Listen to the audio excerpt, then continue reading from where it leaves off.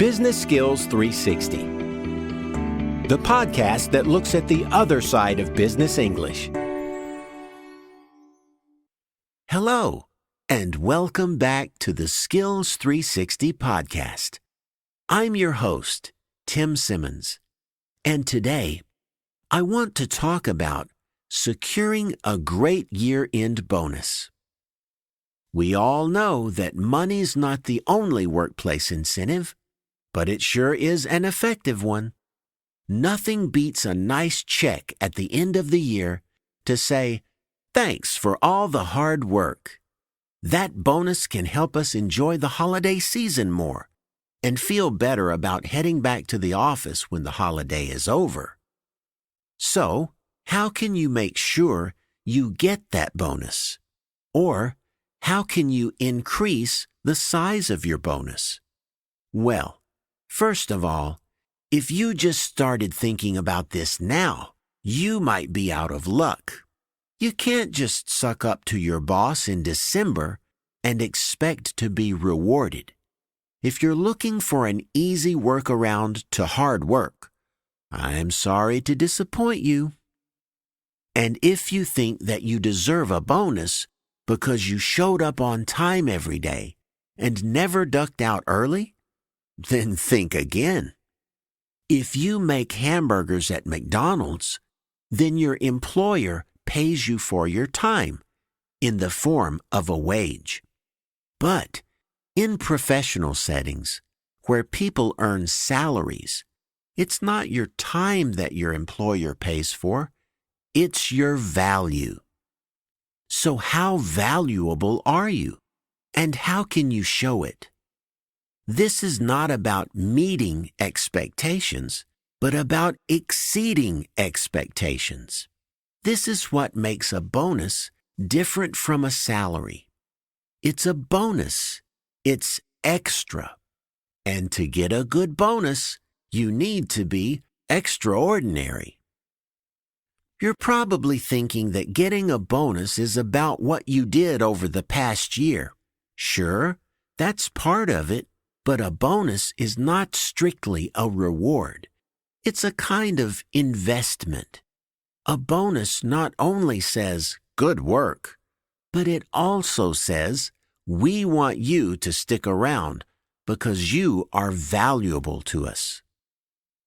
So how can you become someone that the company will throw money at to keep around? It's not just about the quality of your work, which I'll talk about in our next lesson, but about your approach to work. And one critical element of each good approach is positivity. In meetings, are you saying, "Yes, we can," or "No, we can't"? Do you look at problems constructively, or do you tend to complain? When something goes wrong, do you see opportunities to learn?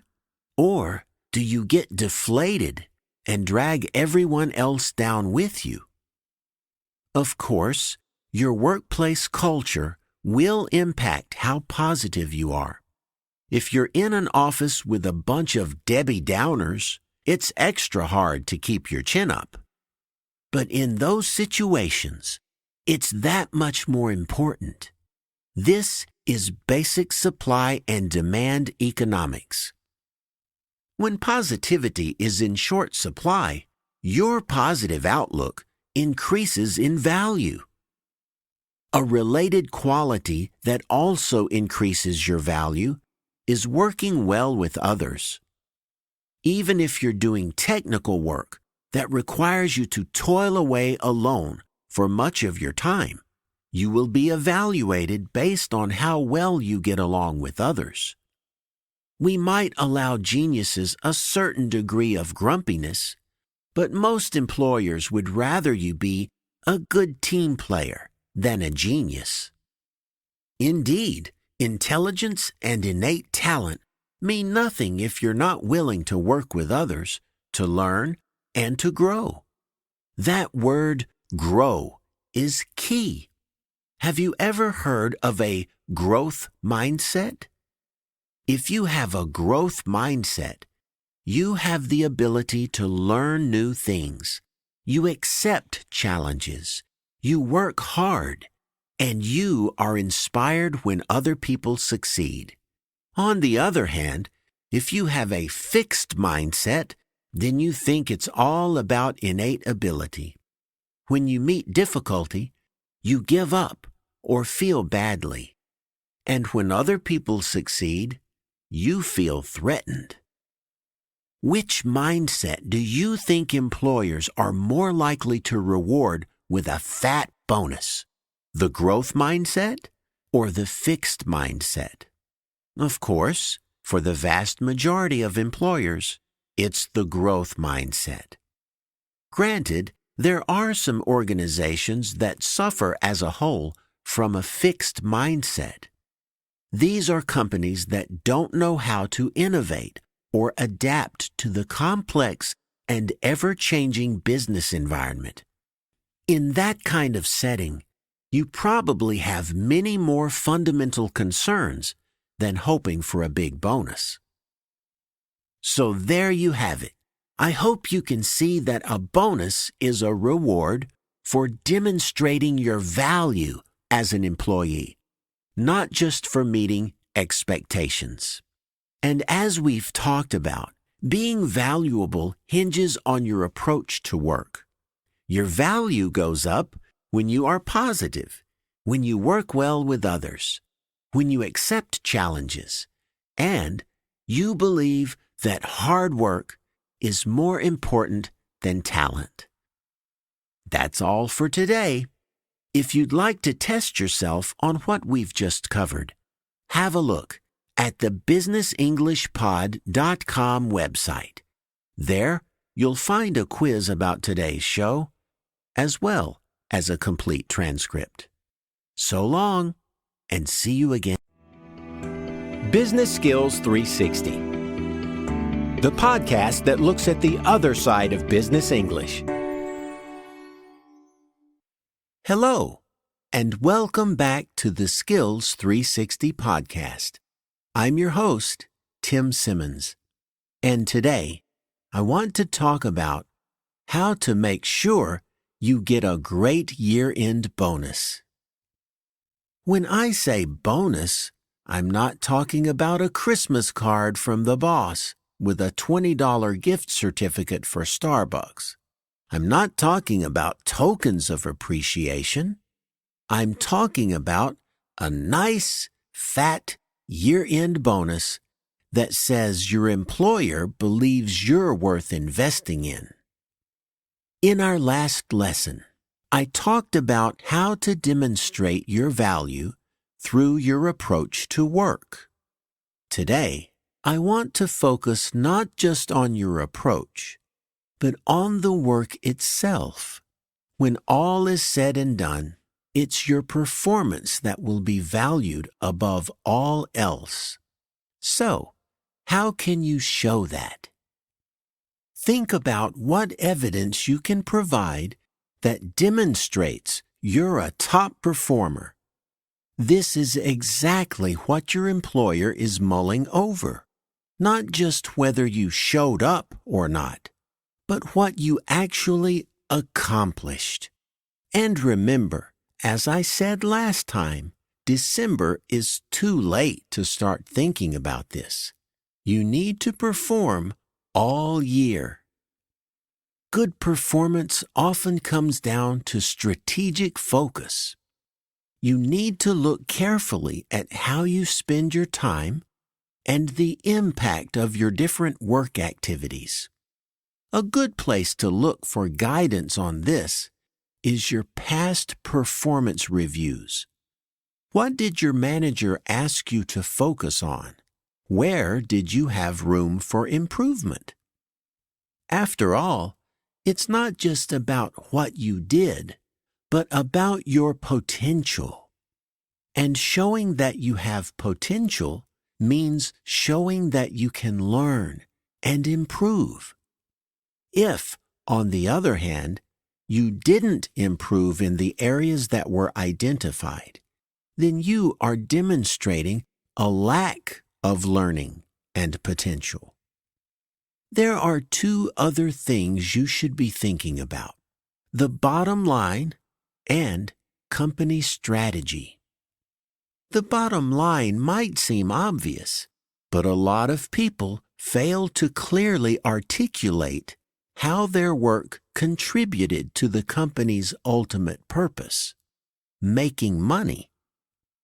This might involve saving the company money, such as by cutting costs, or it can mean increasing revenues, and you don't have to be a salesperson to demonstrate a connection to profits.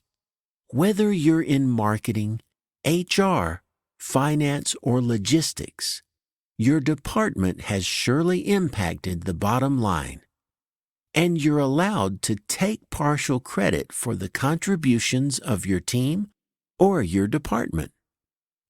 Of course, making money is the result of strategic decisions and planning, and you can demonstrate your value by showing how your work relates to strategy. For example, if you worked on a major policy overhaul, you might not think you've impacted the bottom line. But if that policy overhaul was part of a new corporate strategy to focus on diversity and equity, then you're helping move the company forward. And that kind of long-term benefit is something you should be proud to have contributed to, and the company would be smart to reward you for it. Notice I said contribute to. When you're trying to demonstrate your value, it's not just about individual accomplishments. I talked about the importance of being a team player last time. That's because a lot of achievements are group achievements, and playing a part in a group achievement is an important part of your performance, one that you should be sure to include when you report your accomplishments. And reporting your accomplishments is necessary. Nobody likes someone who toots their own horn too much, but you can't expect your employer to know everything that you've accomplished unless you tell them. You need to advocate for yourself. Flying under the radar doesn't work. Every company has staff who are growing resentful because they put their nose to the grindstone, but nobody recognizes it or rewards it.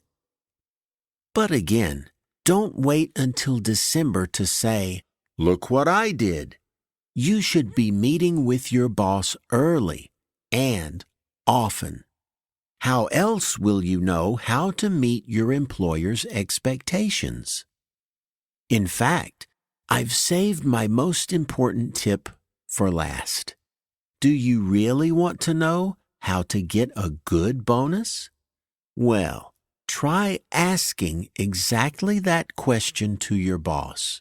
Eliminate the guesswork. Just have a straight-up conversation about what it takes to get a bonus. So there you have it. I hope you can see how you should be thinking about your performance all year. Not only thinking about it, actually, but talking about it, asking your boss about it, demonstrating it. And remember to include group achievements when you talk about the great things you've done. And if you can, connect those achievements to the bottom line and to company strategy. That's all for today. If you'd like to test yourself on what we've just covered, have a look at the businessenglishpod.com website. There, you'll find a quiz about today's show, as well as a PDF transcript. So long, and happy learning. Business Skills 360, the podcast that looks at the other side of business English. Hello, and welcome back to the Skills 360 podcast. I'm your host, Tim Simmons, and today I want to talk about keeping your career on track. Today's workplace looks pretty different from the one your parents toiled away in. Walk into an average office and you'll immediately be struck by the fact that it only seems half full. Remote work, in one form or another, has become the norm. And the people themselves may look different. The baby boomers are retiring, and younger generations are entering the workforce, often with different values and expectations. So now might be a good time to think about how your expectations have changed. How has your approach to work and career evolved? Do you see yourself in a position to benefit from the current situation? With the Great Resignation causing staffing shortages the world over, this is a great time to take stock of your career. You may be able to ask for more, whether that's in salary, vacation time, benefits, or other intangibles. Competition for talent is stiff, and companies around the world are working hard to retain what they have. Some companies actually do stay interviews when they meet with employees and ask how to keep them satisfied. Even if your company doesn't follow this practice, it can be a good idea to arrange to meet with your manager to discuss your short and long-term goals. There may be opportunities for advancement within your company, but you need to put yourself out there and make it known that you're looking to grow. Of course, not everyone will be in a position to benefit from these opportunities. Not everyone has shown they can adapt to all the changes. You need to actually prove yourself, to clearly demonstrate to your employer your value in the post-pandemic workplace. So, sit down and write out your accomplishments over the past couple of years. When you do this, think about all the ways you've adapted. Be prepared to show that you've embraced new technologies and new ways of working. Highlight your involvement in crisis management or bringing in new ways of working. Show that you're change-ready and can embrace new ideas. Reflect on what new things you learned during the pandemic and use this as evidence that you are an asset. Even better, look for opportunities to show how you not only kept pace with change, but how you led change. Did you introduce new procedures for your team? Did you have a hand in crafting new policies? Did you have any bright ideas for how to collaborate remotely? Good examples of change leadership will help demonstrate why you deserve to be rewarded. Now, so far I've been painting a pretty optimistic picture, but you have to be realistic. Sure, there may be opportunities for advancement in your company, or leadership may understand how to cultivate a thriving internal culture where you can grow. But things aren't exactly rosy, economically speaking. Many businesses are still struggling financially, and although you may be a valued employee, the company may simply be unable to give you that fat raise you think you deserve. So be sensitive to your employer's position while advocating strongly for your own position. Asking for too much at the wrong time may backfire. Still, you can set yourself up really well right now by showing that you're a 21st century worker. What does that actually mean? Well, that means you've got the key skills required to succeed in times of great change, volatility, and competition. You need to show you excel at the 4 C's: critical thinking, creativity, communication, and collaboration. And you absolutely must show that you can thrive in a hybrid work environment. Some companies have gone fully remote, But the vast majority of businesses are asking people to be in person part of the time and work from home the rest of the time. You may have a preference for one or the other, but you'll likely have to embrace both. As you take stock of your accomplishments and reflect on your aspirations, it's a good idea to update your resume. If the opportunities you want or need simply aren't there with your current employer, you may consider joining the millions of other people who are looking to switch jobs or pursue completely different careers. So, now, I hope you can see that this is a great time to re-examine your career track. You may have some great opportunities to advance your career, but you need to be able to demonstrate how you've adapted in these uncertain times. Show your employer that you're built for the 21st century workplace. Show that you're built to lead. The rewards for your talents are out there, but it's up to you to go out and get them. That's all for today. If you'd like to test yourself on what we've just covered, have a look at the businessenglishpod.com website. There, you'll find a quiz about today's show, as well as a PDF transcript. So long, and see you again soon.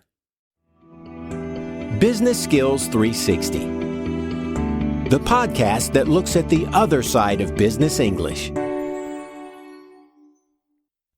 Hello, and welcome back to the Skills 360 podcast.